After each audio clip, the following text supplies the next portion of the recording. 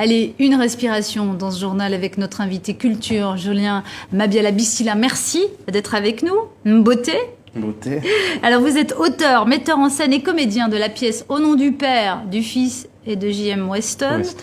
Vous êtes congolais. Oui. Avant de parler de la dernière pièce, de cette pièce dont la première représentation aura lieu le 17 novembre au Tarmac à Paris, on va voir un petit extrait pour camper le décor et on se retrouve.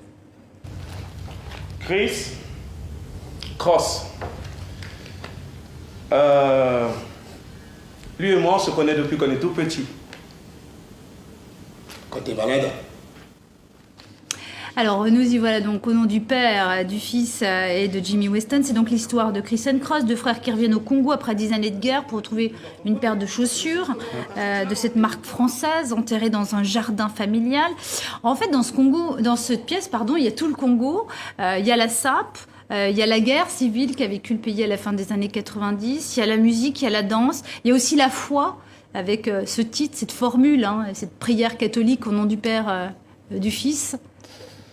Il y a une partie du Congo, en tout cas il y a une partie de l'histoire du Congo, il y a encore beaucoup de choses à découvrir au Congo, mais c'était important pour moi à ce moment-là, aujourd'hui, que ça arrive au moment où tout ce qui se passe à Brazzaville, que ça résonne avec cette pièce, parce que pour moi, je me disais il y a 20 ans, on est sorti de la guerre, là on pense à autre chose, et voir qu'au moment où je me dis tiens, après 20 ans, je peux jouer, sortir cette parole, défendre cette parole, pour parler du passé.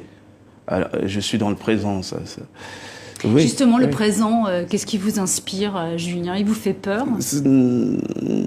Non, j'aime bien le présent, mais parce que ce présent, chez moi, au Congo, c'est mélangé avec le passé qui est encore la guerre. Parce que, voilà, il y a encore des cadavres qu'on a comptés là, alors que ça devait être classé dans le passé. C'est ça que j'ai envie de dire. Alors, Chris and Cross, ce sont deux dandys, comme je disais, qui reviennent pour récupérer la paire de chaussures de leur père. Leurs parents ont été massacrés pendant la guerre. Parce qu'en fait, au pays de la SAP, au pays de la société des ambianceurs et des personnes élégantes. Merci. Et il y a aussi cette idée que parfois on peut exister, finalement, s'acheter une raison d'être juste par rapport à la SAP, juste avec la SAP.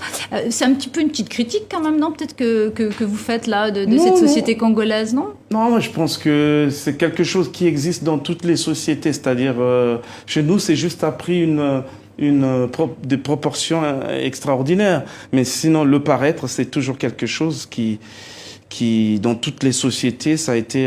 moi, j'ai découvert finalement que les Sartres, c'était des dandys.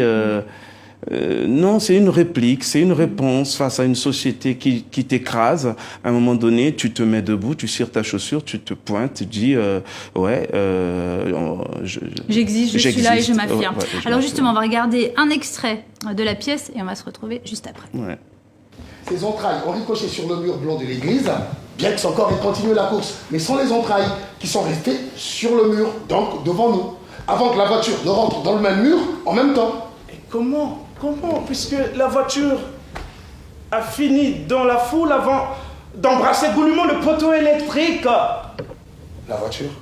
Bah oui, la voiture, avec le conducteur qui est mort au volant, qui hurlait le nom de sa femme. Ah ouais, la voiture.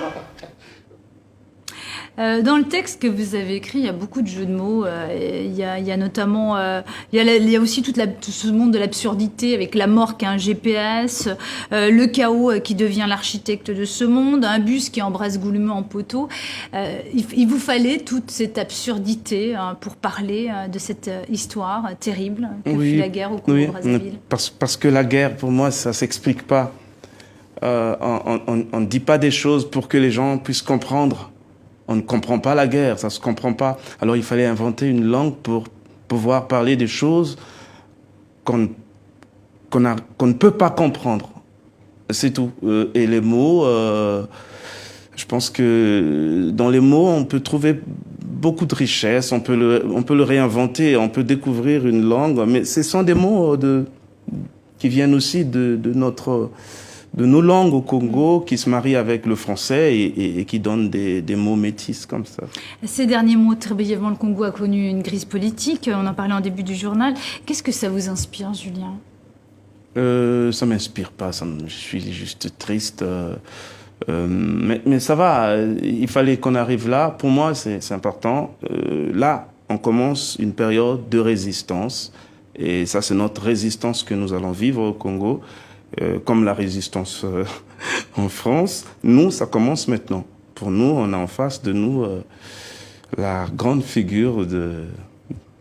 Pour moi, c'est Hitler, quoi. D'accord. Merci beaucoup, Julien Mabiala-Bissila, d'être venu sur le plateau de TV5 Monde. Merci.